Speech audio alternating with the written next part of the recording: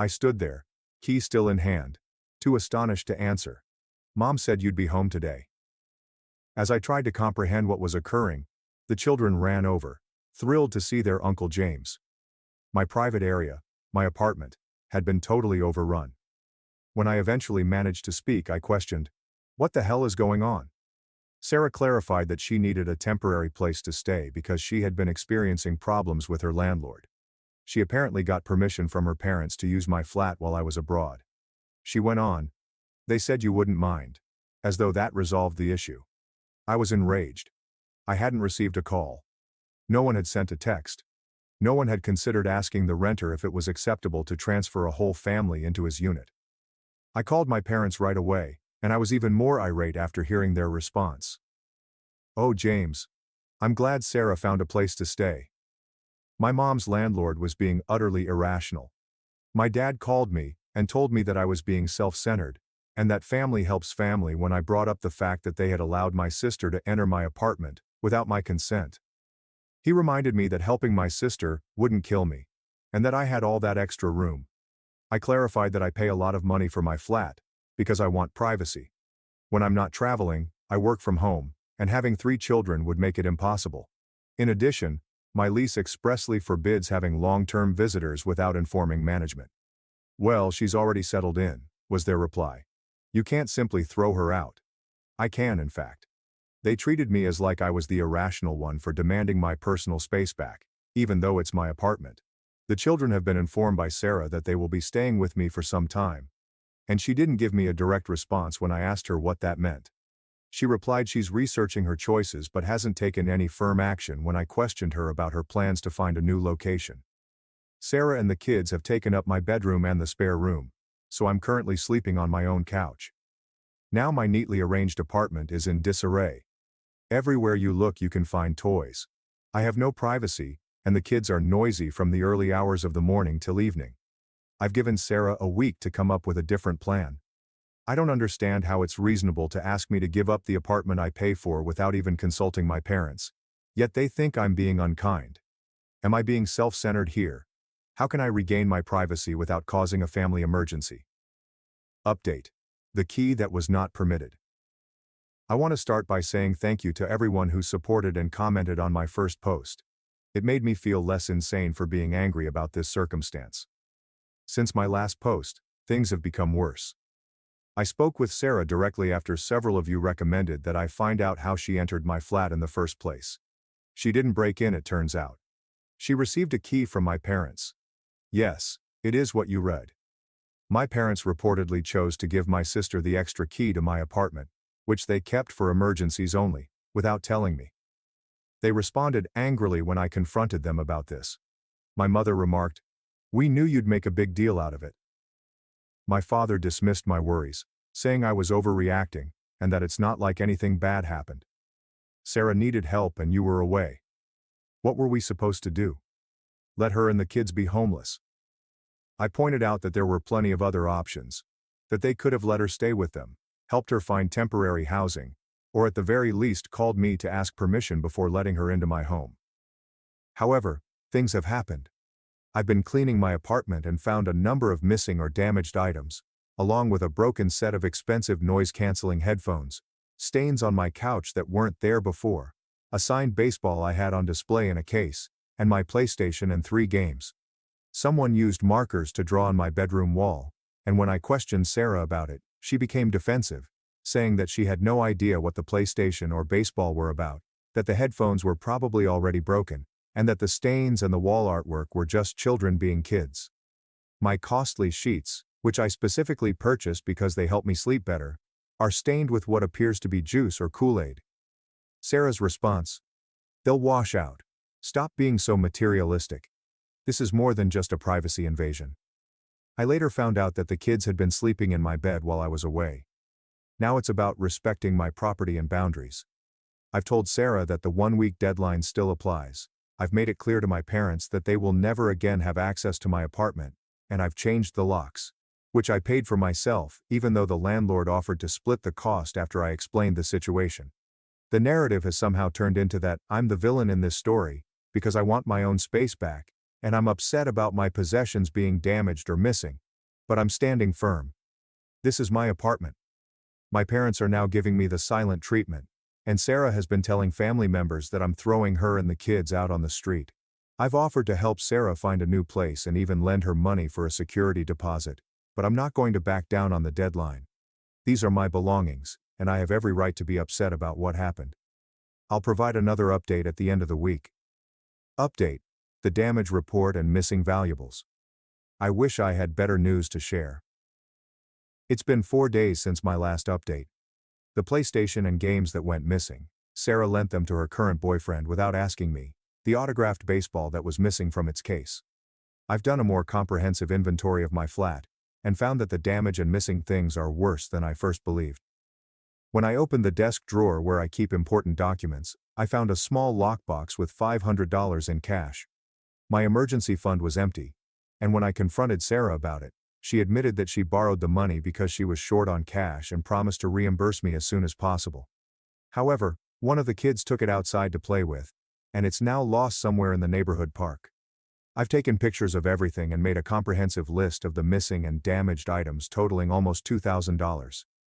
I sent this list to Sarah and my parents, making it clear that I expect reimbursement, but they didn't provide a timeline or acknowledge the seriousness of taking money that wasn't hers. Their answers were predictable. The deadline I set is coming up, and Sarah hasn't tried to find other housing. Instead, she's intensified her efforts to make me feel bad by using the children as emotional leverage. Sarah says she doesn't have that kind of money right now, and my parents accused me of nickel and dimming my own sister during a trying time. Where are we supposed to go? The smallest of her children began to cry when she asked this question in front of them.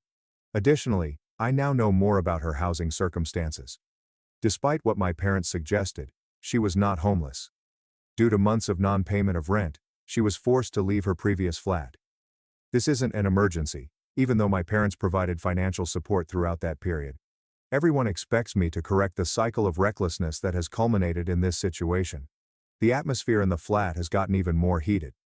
Apparently, as a form of retaliation for my insistence that the children go, Sarah has ceased cleaning up after them.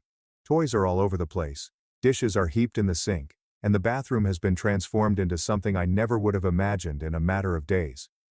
I've tried setting limits by locking the door to my home office throughout the day, but the kids keep yelling for me and hammering on the door, which interrupts my business calls. Sarah doesn't try to reroute them or show any consideration for my work schedule.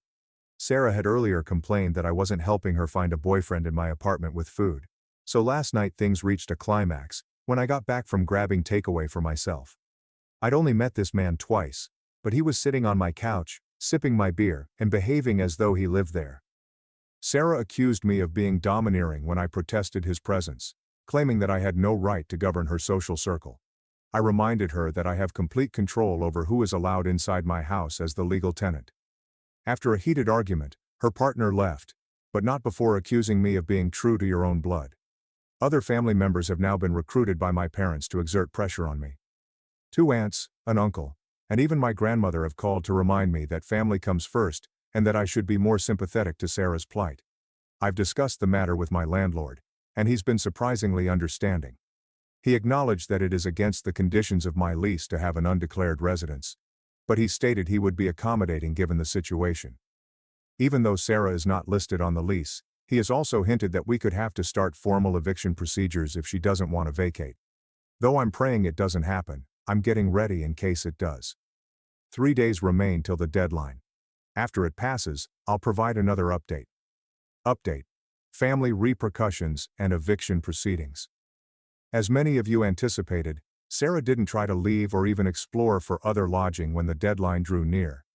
Rather, she firmly asserted that she was aware of her rights, and that I was not allowed to evict her without giving her enough notice. Despite not actually being a renter, it appears that she has been receiving counsel regarding her rights. I formally gave Sarah a written notice with 30 days to leave the property after speaking with my landlord and a friend who is a lawyer. To ensure that there would be no doubt as to whether she received it, I personally handed this to her and sent it to her via certified mail. She laughed in my face in answer. She remarked, "Good luck with that." When my parents learned about the official notice, they became enraged and said, "I'm not going anywhere." My father yelled at me over the phone, saying that I was ruining the family and that he had raised me better. Taking a different tack, my mother called me in tears to express her disappointment and her inability to comprehend her own son prioritizing paperwork before family. They both declined to take Sarah and the children in. When Sarah's ex-husband, who is also the father of her children, got in touch with me, I realized that things had taken an unexpected turn. Sarah had apparently informed him that the children would be staying with my parents, rather than in my apartment. He was unhappy with the state of affairs and worried about his children's living circumstances. He said he had been attempting to acquire greater custody anyhow, and after hearing the whole tale, he offered to take the kids full-time until Sarah gets permanent home. Sarah went utterly crazy when she learned that I had spoken to her ex. She said I tried to take her children away and went behind her back. I no longer felt safe living in my own apartment because of her nasty behavior. While I continue to pay my rent, I have temporarily moved in with a buddy. Yesterday was the most startling development. I received a call from my landlord alerting me to a loud complaint coming from my apartment. He went to look into it and discovered that, in addition to Sarah, her children, and her boyfriend, there were 2 other people, friends of hers, who had evidently moved in as well. This was my landlord's last straw. Now that formal eviction procedures have been started against Sarah for being an unauthorized occupant, he is entirely in favor of them. We must follow the correct legal procedures as she has established residency by remaining there. However, the lawyer for my landlord is trying to get things forward as quickly as possible.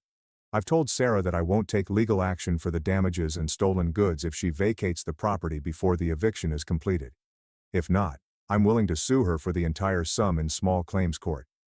Now, instead of being angry, my parents are trying to negotiate.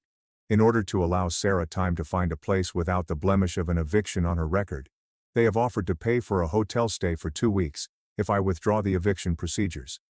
Since 2 weeks would probably evolve into another last-minute, urgent situation with the same demands, I denied this offer.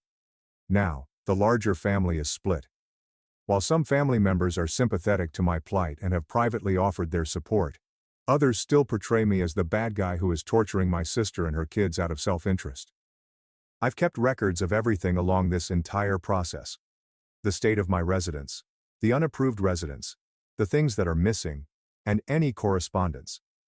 Despite the tremendous pressure from my family, my lawyer friend reassures me that I'm in good legal standing. My relationship with my parents has changed, which is the most surprising result of this circumstance. Although I've always understood they gave Sarah some leeway, it's shocking how much they've disregarded my rights and boundaries in this case. This pattern has persisted throughout our lives, I've discovered.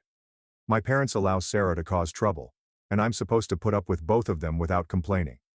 I'm breaking that habit for the first time, and it's both devastating and empowering. As soon as the matter is fixed, I will publish a final update. Last update, conclusion, and contemplation. My previous update was 2 months ago, and now I'm finally writing this for my own apartment once more. The matter has been settled, albeit with considerable repercussions for the family. First, the useful result. Sarah was forcibly removed from my flat, along with all of her unapproved visitors. About 6 weeks after my last post, the sheriff finally arrived to serve the eviction notice, although the process took longer than anticipated because of certain court system delays. Sarah wasn't there when this happened. 2 days prior to the planned eviction, she had finally left the property, taking her remaining possessions with her. My place was in terrible shape. In addition to the harm I had already recorded, there were fresh problems: broken furniture, discolored carpets, holes in the walls, and what seemed to be intentional harm to my personal possessions that had been left behind. Although he was understanding, my landlord insisted that the unit be returned to its previous state.